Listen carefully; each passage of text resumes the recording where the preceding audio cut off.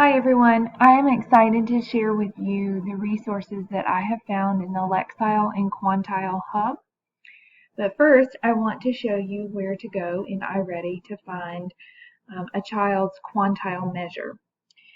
I am going to focus specifically on math and the quantile measure because the Hub does offer resources for reading, but I really found value in the activities and things for math. So in order to find a quantile level, I'm going to go to Reports, Student. Under Diagnostic Results, I'm clicking Math. I've been working with Sophia in Miss Beck's class, so I'm pulling her report. Now I can use the activities in the Hub just for one-on-one practice with Sophia, but if Sophia was in a small group, I could also pull her data and use that to secure resources for use with the entire small group, seeing as how they should all be on the same level if they are grouped correctly. Now, I want to make sure that I am looking at Math, Diagnostic 2, or the most recent, and when I scroll down, I will see her quantile measure and her quantile range. I can copy and paste this directly out of iReady and into the Hub, which I'm going to do now.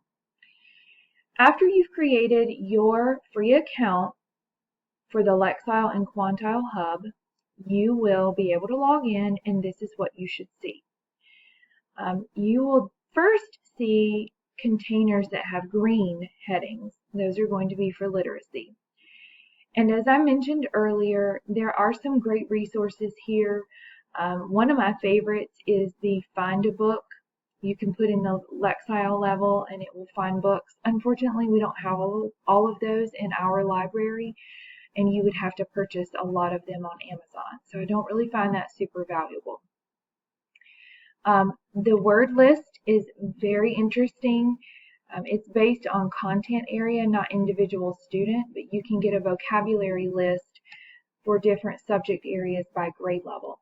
That is important when starting a new unit, but it is not student specific. I'm going to scroll down to the math section. All of these containers are blue. And my absolute favorite is this Math at Home container. So I'm going to open it up, and I'm going to then select North Carolina so that I get the right standards. I'm going to select grade 2 for Sophia, and then I'm going to paste her quantile measure here and click search. Now you will see that my search has returned 32 different results, and I can go between web resources, downloadable resources, and print resources. I can also sort all of the resources it has found by strand by clicking this down arrow, and you can see that it organizes them for me. So if Sophia really needs help with number sense and I would like a web resource, I can click here and it will take me directly to a game that I could push out to her through a Canvas account or some other QR code or however you choose to do that.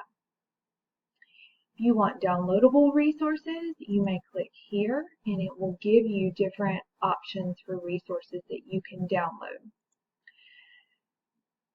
If I click on the resource, it pulls it up.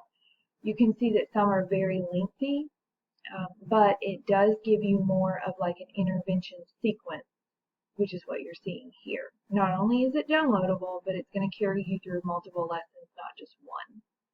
So I'm not going to scroll through the entire thing because that is very lengthy. It also gives you print resources, which you can open in much the same way. I also want to share with you this plus symbol. If you like this resource and you want to save it into your account, all you have to do is click the plus and it turns into a green check mark. If you scroll back up to the top, then you'll see a button called the Resource Center, and it has now added that 3 Pandas planting activity into my resource center for quick access for later. So I don't have to necessarily search that quantile level the next time I want that same resource. It will be in my resource center. You can also roll these saved resources into lists. You can make lists. I've not done that here, but if you select it, then you can definitely roll it into a list. You can see over here it has the option to add it to a list. That's just a way to organize it for you for later. So that is my favorite resource within the Lexile and Quantile Hub. Hopefully you can find some things that could be used for at-home practice for students, for one-on-one interventions, or even small group interventions. If you have any questions, please ask. I'm happy to help you locate anything you need within the Lexile and Quantile Hub.